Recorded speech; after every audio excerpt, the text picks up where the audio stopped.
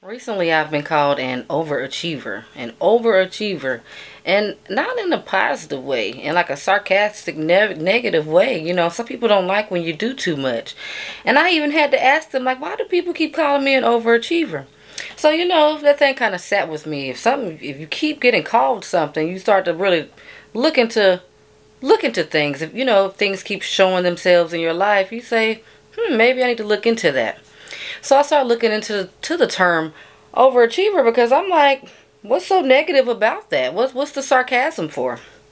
So, definition of an overachiever: one who achieves success over and above the standard or expected level, especially at an early age. Also, synonyms including perfectionist, phenomenon, prodigy, a person who does more than they are expected to do, or who is more successful than others. Now, I know one thing. I used to say this was my biggest flaw every time I had a job interview, because I used to say I'm a perfectionist, and sometimes I take longer to do things because I try to make sure it's done right. So, and I used to think that was a flaw. So, being called an overachiever recently, I just decided to look into that. And when I looked at the definition and the synonyms, I said, God is an overachiever. Come on, y'all.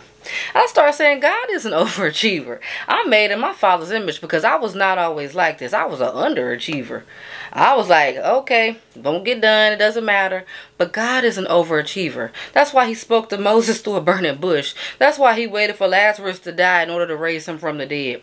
That's why he parted the Red Sea. He could have handled that anyway, but he decided, no, I'm going to part the whole Red Sea. That's why he put a rainbow in the sky.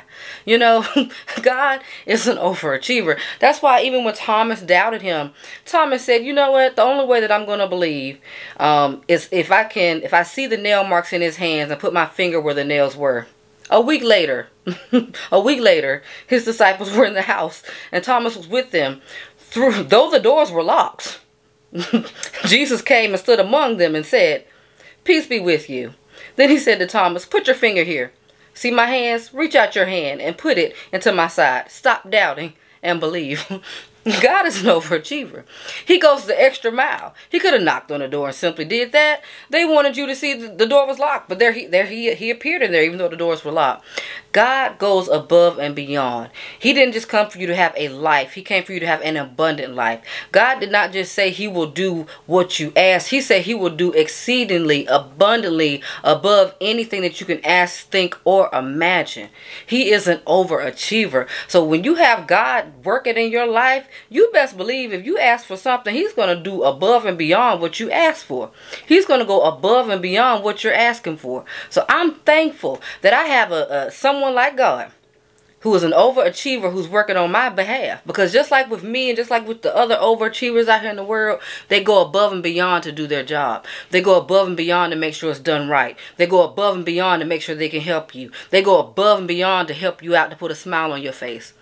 So God just wanted me to give that message about the overachiever.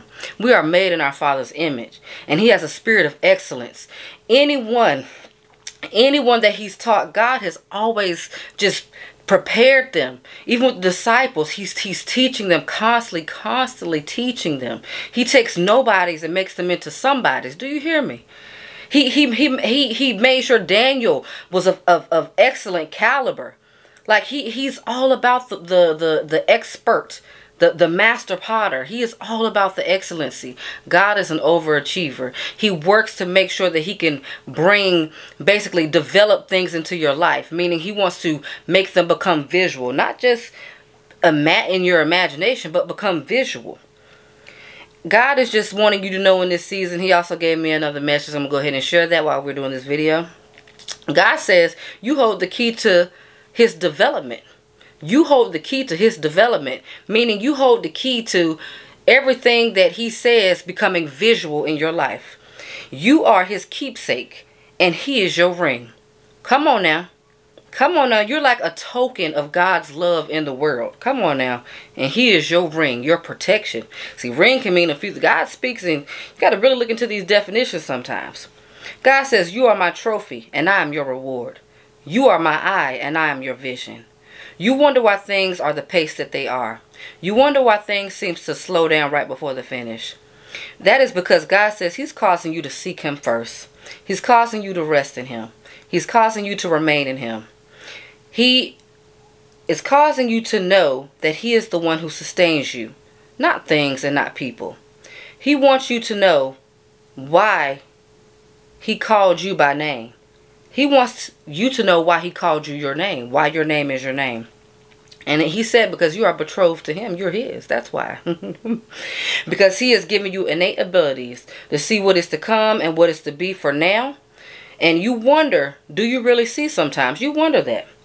God says, you see, because I am your vision. You are the eye and God is the vision. God says you are his worker and he is the master. God says you are the light and he is the love. And that is all. Nothing more is required. You are his love. And he loves you and wants to give you all things. And soon you will know. Soon you will know God's name. You will know God's name. All the names. I am the great I am. Elohim. Adonai. Jehovah Rapha. Jehovah Jireh. Jehovah Nisi. You will know his names. He is I am. He is whatever you need in your life. God says soon you will say I was right. And God confirmed everything to me. Soon you will be made one flesh. Because you chose to believe in greater. Because you chose to believe in God. You will see the magnificence that God is. You will see the magnitude of how much God cares for you. You will see the significance of every detail that he carefully wove together in order to create you for his specific purpose. You will see that today is not an ordinary day. You will see that tomorrow is no different. You will see that everything within God is living in the extraordinary, the insurmountable, the unexplainable, the unimaginable,